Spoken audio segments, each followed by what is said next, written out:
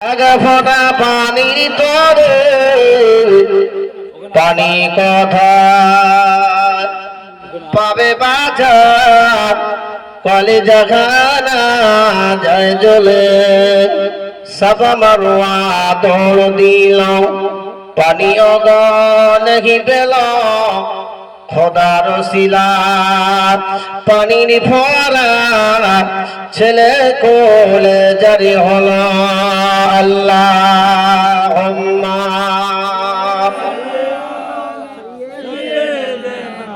ওয়া আলা আলি সাইয়্যিদিনা। বাবাজি আমার ভাই জানেনা, তারে যারা জলসা দেবে তাদের কটা গুনাহ মাফ, আর যারা জলসা শুনবে দুটো। গুনার পরিমাণটা লেখা হয়নি কতটা, পাহাড় পরিমাণ গুনাহ মাফ হবে, কিন্তু গুনাহটার পরিমাণ লেখা হয় ছোট না বড়। বিশ্বনবী আমার করে দিলেন আল্লাহ তাআলা লুকমাতাইন, যখন তাবারকের ব্যবস্থা করা হয় আল্লাহ নবী বলছেন প্রতিদিন তারা এক থেকে দুটো লোক মা তাবারক খাবে। আর আপনারা কমিটিরা যারা আপনার কেনা তৈরি করেছেন, আল্লাহ নবী বলছেন কমিটিরা ওই কষ্ট মেহনত করে চাঁদা তুলে যখন অতিথিদেরকে খাওয়াবে, এক থেকে দুটো লোক মা খানাকে তারা ঘরে চলে যাবে। আল্লাহ নবী বলছেন কুল্লু জান্নাতের মিসলু দুনিয়া আমার রাতান, ওই কমিটিদেরকে অতিথিদেরকে আল্লাহ পাক আল্লাহ তাআলা দুটো করে জান্নাত দেবে। এক একটা জান্নাত হাউ কুল্লু জান্নাতের মিসলু দুনিয়া আমার রাতান। পৃথিবীটা যত বড় এত বড় করে ওই কমিটিদেরকে দুটো জান্নাত দেওয়া হবে। আর জলসা যারা শুনতে আসবে তারা যখন খানা দু লোক মা খানাকে ঘরে যাবে, আল্লাহ তাদেরও দুটো জান্নাতের অধিকারী করবে। জোরে বলুন কটা? হুজুর নামাজ পড়ে খাইনি, নামাজের আগে বলেছি নামাজ হবে, এটাই তো মেন না জাহান্নাম থেকে জান্নাতে কি করে ঢুকবে সেইগুলো বলো। যাবো তো ওদিকে যাবো ইনশাআল্লাহ। জলসা বিলাস দুটো প্রথমে স্টার্ট করি, কেন জলসা দিয়েছে, তারপর যাবো নামাজে। এইবার নামাজে যাবো ইনশাআল্লাহ। দুটো জান্নাত পেয়ে যাচ্ছে, আবার চিন্তা কি হবে? না যাবো এবার ইনশাআল্লাহ, নামাজে চলে যাবো। কথা বুঝতে পেরেছেন? আমার রাস্তাটা প্রথম কমিটিরা জলসা দিয়েছে বাগান সাজাতে হবে, তারপর তো যাবো, তারপর আমি যাবো আগাবো। প্রথমে গাড়ি চালানো শিখতে হবে, তারপর তো আমি স্টেজে হাই রোডে যাবো। আমার কমিটি ভাইরা জলসা দিয়েছে, তাদের ফায়দার কথা বলতে হবে। কষ্ট করে মেহনত করে অতিথিরা যায় কেন দেবে? কথা বুঝতে পেরেছেন? কথা হলো সোনার মানিকেরা, আজকে আমার বলার উদ্দেশ্য হলো জলসা দেনেওয়ালা জলসা শুননেওয়ালার ফায়দা। আরে নামাজি নামাজ তো পড়বে, নামাজ না পড়লে বিয়ে না করলে বাচ্চা হবে। আরে মাথা না থাকলে দেহ থাকবে, দেহ না থাকলে মাথা থাকবে। নামাজ পড়ে তো এসে বসতে হবে, নামাজ তো আগে নাকি নাকি? কথা বুঝতে পারেন? এইবার আমি আপনাদেরকে যাব নামাজ। বুখারী শরীফের 936 পৃষ্ঠা হাদিসে 1129 পৃষ্ঠা আপনার কিনা 1008 পৃষ্ঠা হাদিসের ভিতরে লেখা আছে সাবাতু জিল্লুহুমুল্লাহু ইয়াওমাল কিয়ামা। কিয়ামতের ময়দানে, মহাশরের ময়দানে সেদিন কোনো ছায়া থাকবে না, আল্লাহর একটা আরশের ছায়া থাকবে। তার মধ্যে 7 ব্যক্তি পাবে। তার মধ্যে এক ব্যক্তি হলো শাবুন নাশা ফি ইবাদাতিল্লাহ, যারা জওয়ানি হালতে আল্লাহ ইবাদত করবে। কারা?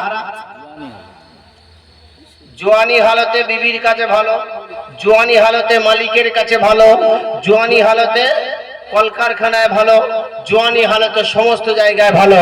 আল্লাহ বলছে আমার কাছে জওয়ানি হালতটা ভালো। জোরে বলুন সুবহানাল্লাহ। কোন হালতটা? জওয়ানি হালতের ইবাদত পছন্দ করে। এ বলছে আমি একটু বুড়ো হয়ে যাই, তারপর করে কিয়ামতের দিনে কোনো কোনো ছায়া থাকবে না, একটা মাত্র ছায়া থাকবে। সে ছায়াটা পাবে। তার মধ্যে 7 ব্যক্তির মধ্যে হলো এক ব্যক্তি যে জওয়ানি হালতে আল্লাহকে ইবাদত করতে পারে। জওয়ানের দামটা এত, আর কিন্তু জওয়ানি হালতের ইবাদতটা আমরা কি করছি? হাদিসে আছে মুরু সাবিলাকুম বিসসালাত, 7 বছর বয়স হয়ে গেলে নামাজের হুকুম করো। যারা বাড়ি যা বালাগা শরাত, 10 বছর হয়ে গেলে লাঠি প্রহার করো। ফি তাওরাতে মাকতুবুন, 12 বছর বয়স হয়ে গেলে তাদেরকে শাদী দিয়ে দাও। যদি ছেলে মেয়ে 12 বছর হয়ে যায়, বিয়ে যদি না দেওয়া হয়, ওরা যত গুনাহ করবে সমস্ত গুনাহ কোন সমবাম্মার গর্দানে চাপবে। কার গর্দানে? মনে করছে আমার ছেলে 12 বছর 14 বছর হয়ে গেছে, আমি বিয়ে দেবো না। আমাকে স্টেশন যেতে হবে, সেই লাইনটা যেতে হবে, তারপর আমি, না হলে আমার কবজা না নিলে, আমি কবজার ভিতরে না নিলে, তালা চাবির ভিতরে বন্দি না করে খুলতে পারবো কি? আমি কিন্তু ফালতু দিকে যাবো, ডান দিকে কোরআন, বাম দিকে আপনার কোরআন, ডান দিকে কোরআন, বাম দিকে হাদিস, শেষ মার্কিয়াস, চারটির উপরে কথা হবে। কারণ হলো আজকে আমি যে কথা বলার উদ্দেশ্যটা আমার হলো এই, জওয়ানি হালতে ওয়াকিমুস সালাত ওয়া আতুস যাকাত, প্রথমে নামাজ তারপরে যাকাত। 30,000 টাকা খেয়ে বেশি হলে যাকাত দিতে হবে। ফতোয়ার কিতাব হেদায়াত 4th খণ্ড কিতাবুল উজিয়ার ভিতর লিখছেন, ফতোয়ার শামীমের ভিতরে, মানে ওয়াজাদা সাতান ওয়ালা মিজালা আকরু মুসাল্লানা, যে মালের নিসাব হলো 30,000 টাকা খেয়ে বেশি হলো, যাকাত দিল না, মালের যাকাত দিতে হবে। সোনা চাঁদি আছে ঘরে, দেখো কত সোনা আছে, হার আছে, আংটি আছে, দুল আছে, দেখো তার যাকাত দাও। মাল 30,000 টাকা ব্যাংকে আছে, যাকাত দাও। দেওয়ার পরে সামনে বকরা ঈদ, ঈদের জোহর, কুরবানি একটা গরু কিনে ঘরে রেখে দিয়ে ঈদের ময়দানে, আল্লাহর নবী বলছেন লাকুম মুসাল্লালা, যতক্ষণ একটা ঈদের ময়দানে গরু কিনে না যাবে ততক্ষণ পর্যন্ত আমার ঈদের ময়দানে নামাজ পড়তে আসতে পারবে না। কোন জায়গা? আপনাদের ঈদের ময়দানে এখানে জানি না, আমার ঘরের সামনে 10 বিঘে ঈদগার মাঠ, এই আমার ঘর এপারে, এই হাইরোড ওপারে ঈদগার মাঠ, মানে কুল্লি ফেললে সারাদিন ঘরের দরজার মুখে মানে 10 বিঘে ঈদগার, বাসন্তী কেন্দ্র ঈদগার মাঠ, থানার পাশে একদম ঈদগার মাঠের সামনে আমার বাড়ি। বাসন্তী ঈদগার মাঠের সামনে আমার বাড়ি, 10 বিঘে ঈদগার মাঠ, এক কাতারে 25,000 মানুষ, এক জামাতে 25-30,000 মানুষ নামাজ পড়তে পারে। গত রমজানে 26,000 মানুষ এক কাতারে নামাজ পড়েছে, মানে এক জামাতে। এবছর পানি হয়েছে, আসতে পারেনি, সাজানো হয়, গুছানো হয়। কথা বুঝতে পেরেছেন? আল্লাহর নবী বলছেন, তোমরা যখন মাল্লার হবে, আগে একটা কুরবানির গরু কিনে নিয়ে তারপর তোমরা ঈদের ময়দানে এসো, না ঈদে এসো, নামাজ পড়তে হবে না তোমাদের। কথা বুঝতে পারেন? তাহলে নামাজটা আগে না কুরবানির গরুটা আগে? কুরবানির গরু। হ্যাঁ, যাকাত আগে দিতে হবে, নামাজ পড়তে হবে, যাকাত দিতে হবে, দিয়ে ঈদের নামাজ হলো ওয়াজিব। আজকে তুমি ফের ওয়াজিব একটা কুরবানি কিনে এসো। কথাটা কি বুঝতে পেরেছেন? তাহলে আপনি নামাজ পড়তে যাবেন, নামাজের জন্য আল্লাহর নবী বলছেন, তুমি বাচ্চা যখন 7 বছর বয়স হয়ে যাবে, নামাজের হুকুম দাও, 10 বছর হয়ে গেলে লাঠি প্রহার করো, 12 বছর হয়ে গেলে বিয়ে দিয়ে দাও, তাদের শাদী দিয়ে দাও, মাথার উপর থেকে বোঝাটা হটিয়ে দাও, তাদেরকে লাঠি প্রহার করো। এটাই করেন তো না করেন? কাজ করতে যাচ্ছে, সকালবেলা গেলে খাওয়া হবে না। সোনার মানিকেরা, ও জওয়ানেরা, যুবকেরা, আমি আপনাদেরকে জওয়ানদের কথা একটা কথা বলে যাই, আল্লাহর মহব্বতে দেওয়ানা। যদি বলে বুখারী শরীফের কিতাবের ভিতরে লেখা আছে 936 পৃষ্ঠা হাদিসের ভিতরে 2য় অধ্যায় 2য় খণ্ড, ডান দিকের সাফা উস্তা হাদিসের ভিতরে বুখারী শরীফের 2য় অধ্যায় 2য় খণ্ড 936 পৃষ্ঠা হাদিসে লেখা আছে, ইয়া রাসূলুল্লাহ তাবারাক তাআলা কুল্লু লাইলাতিন সামাঈদ দুনিয়া, আমার আল্লাহ পাক প্রত্যেকদিন প্রথমে আসমানে আসে, বান্দার দিকে খেতাব করে বলে, বান্দাকে আছো বলো, আমি আল্লাহ তাদের 3টি করে পুরস্কার দিয়ে থাকি।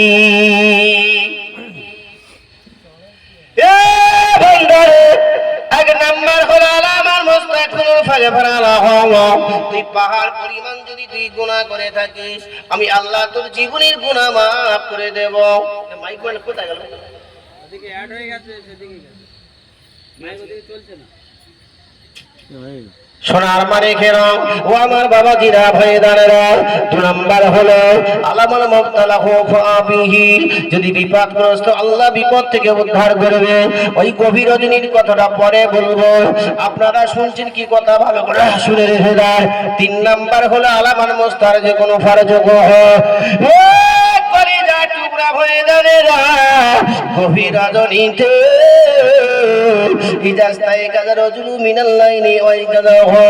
বিবি যদি ঘুমিয়ে যায়, আল্লাহ নবী বলছে বিবির মুখে পানি ছড়া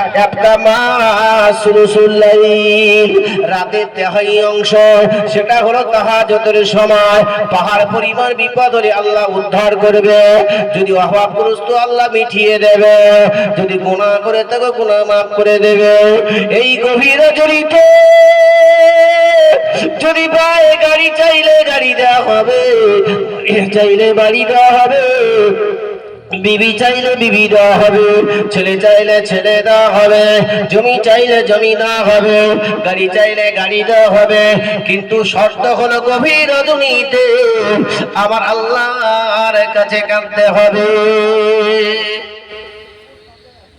কোন সময়?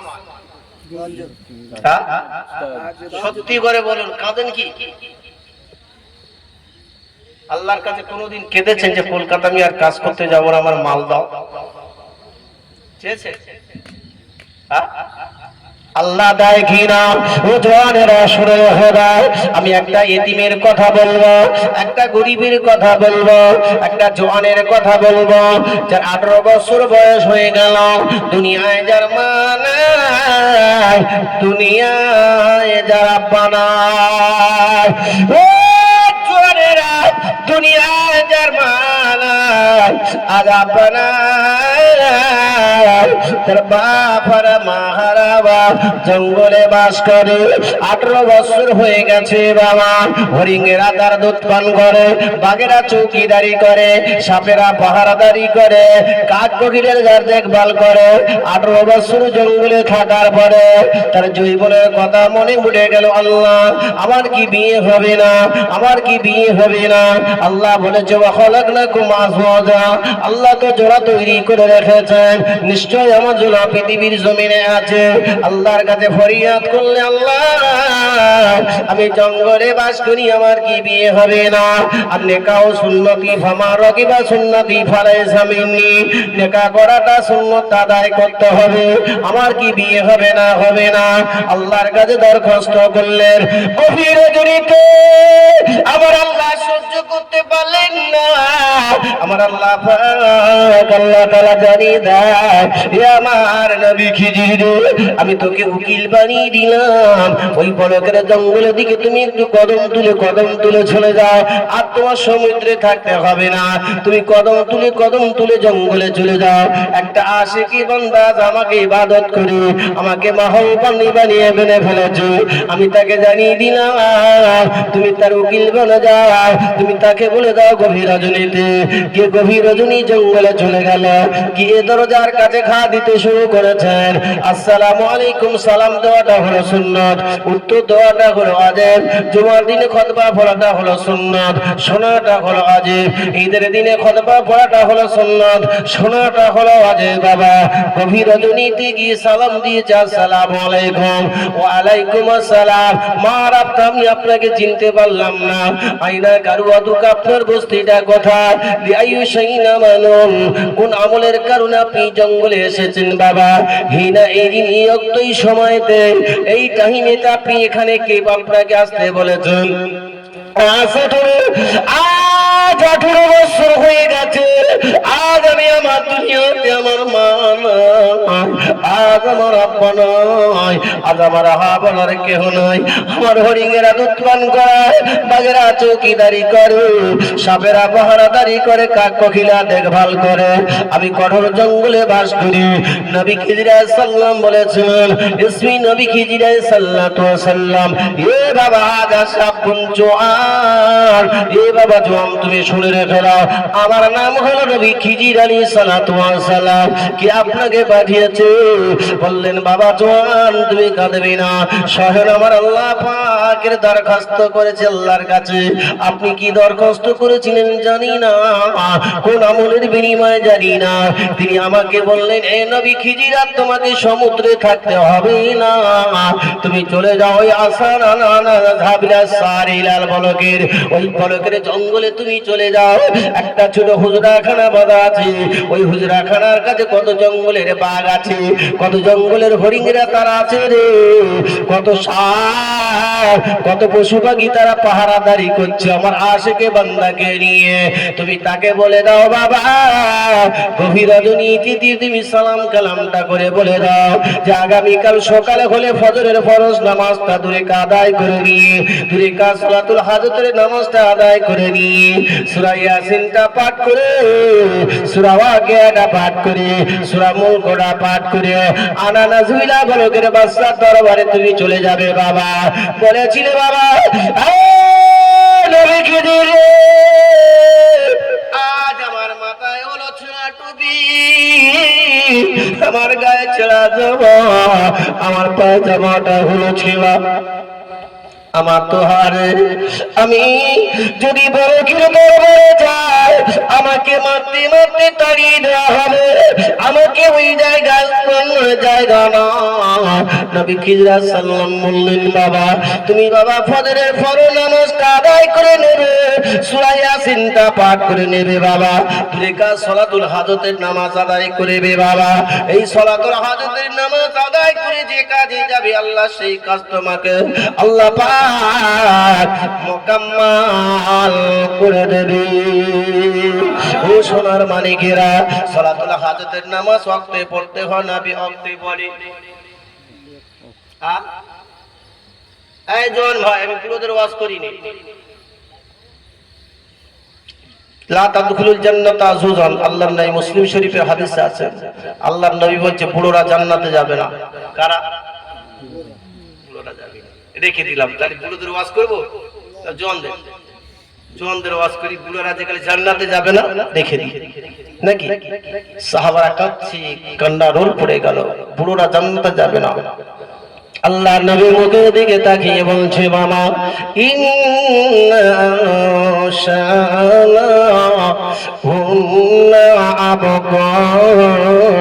জুড়ে বলুন সুবহানাল্লাহ। কারা জান্নাতে যাবে? আপনারা বাখারুন মানে কি? আপনারা মানে জওয়ান। আল্লাহ বললেন এই বান্দা তোরা কাঁদিস না, সবার জওয়ান করে দয়ার জান্নাতে দেবো। জোরে বলুন সুবহানাল্লাহ। কাদের ওয়াজ? জওয়ানদের। এই জওয়ানেরা, এই যুবকেরা, আজ মনে মনে করছো আমার কলিকাতায় গেলে বেশি আজগার হবে না, গভীর রজনীতে কেঁদেছি। আমি কার কথা বলছি ভালো করে খেয়াল করে রেখে দিন বাবা, আমি জওয়ানের কথা বলছি বাবা। সাফুন নাসাফি ইবাদাতিল্লাহ, বুখারী শরীফের 1005 পৃষ্ঠা হাদিসটি লেখা আছে। এবার আপনার কিনা 1936 হাদিসের পৃষ্ঠা লেখা আছে। ও জওয়ানেরা, যুবকেরা, কিয়ামতের ময়দানে কোনো ছায়া থাকবে না ইল্লা জিল্লুহু, সেদিন মাত্র একটা ছায়া থাকবে। ফাজাইল আমলের ভিতর লেখা আছে, বুখারী শরীফের কিতাবুল মাগাজে 30 পারায় লেখা আছে। ওই জওয়ানের কথাটা আমি একটা জওয়ানদের কথা, একটা গ্রামার, একটা রডির কথা আপনাদেরকে জানিয়ে দিয়ে যাই। আল্লাহর নবী বলছেন বাবা ওই জওয়ান কাঁদতে কাঁদতে ফজরের নামাজ আদায় করে নিয়েছে।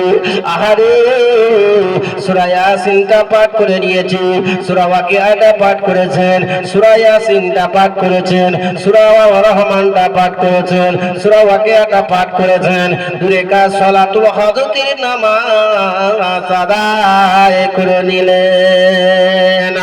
নামাজ আদায় করে নিয়ে আল্লাহর বান্দা কদম তুলে কদম তুলে কদম তুলে আহারে সাগী মসজিদের দরবারে হাজির।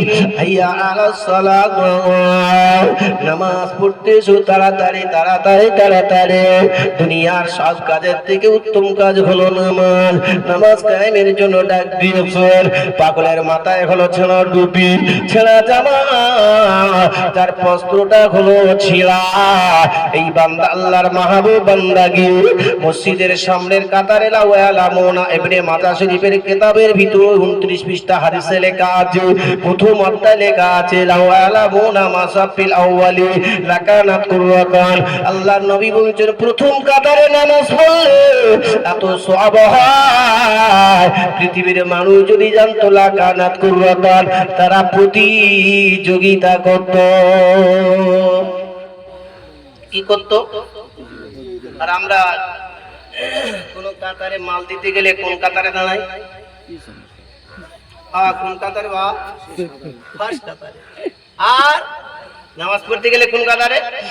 পিজন এতগুলো আসলে আমি কাউকে দেখলাম যে একটা চেয়ারটা সামনে আছে, কোথায় গেছে? পিজন পিছনে। ঠিক না রে? ঠিক। দরুদ শরীফ আল্লাহুম্মা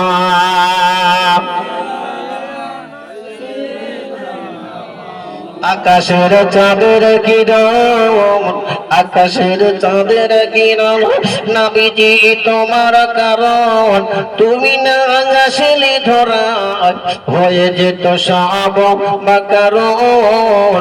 আকাশের চাঁদের কিরণ, নবীজি তোমার কারণ, তুমি না আসলে ধরা হয়ে যেত সব বাকারণ।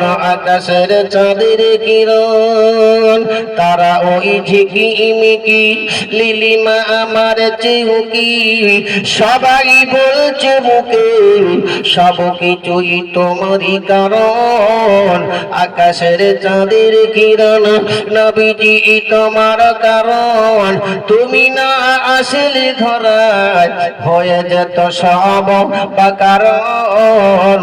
আকাশের চাঁদের কিরণ, সূর্যের ওই উজ্জ্বলতা, বৃক্ষের ওই তরুলতা, তালে বসে গাইছে তথা, সব কিছুই তোমারই কারণ। আকাশের চাঁদের কিরণ, নবীজি তোমার কারণ, তুমি না আসলে ধরা হয়ে যেত সব বাকারণ। আকাশের চাঁদের কিরণ, মৌমাছি দুলে দুলে মধু ওই খাচ্ছে ফুলে, একই যে রাস্তা পেল হয়ে গেল সব বাকারণ। আকাশের চাঁদের কিরণ, নবীজি তোমার কারণ, তুমি না আসলে ধরা হয়ে যেত সব বাকারণ। আকাশের চাঁদের কিরণ, মৌমাছি গুনগুনিয়ে ভ্রমরই কানে কানে সুমধুর গান শুনিয়ে ধন্য হলো তোমারই কারণ। আকাশের চাঁদের কিরণ, নবীজি তোমার কারণ, তুমি না আসলে ধরা হয়ে যেত সব বাকারণ। আকাশের চাঁদের কিরণ, নবীজি তোমার কারণ, তুমি না আসলে ধরা হয়ে যেত সব বাকারণ। আকাশের চাঁদের কিরণ, দরুদ আল্লাহুম্মা সাল্লি আলা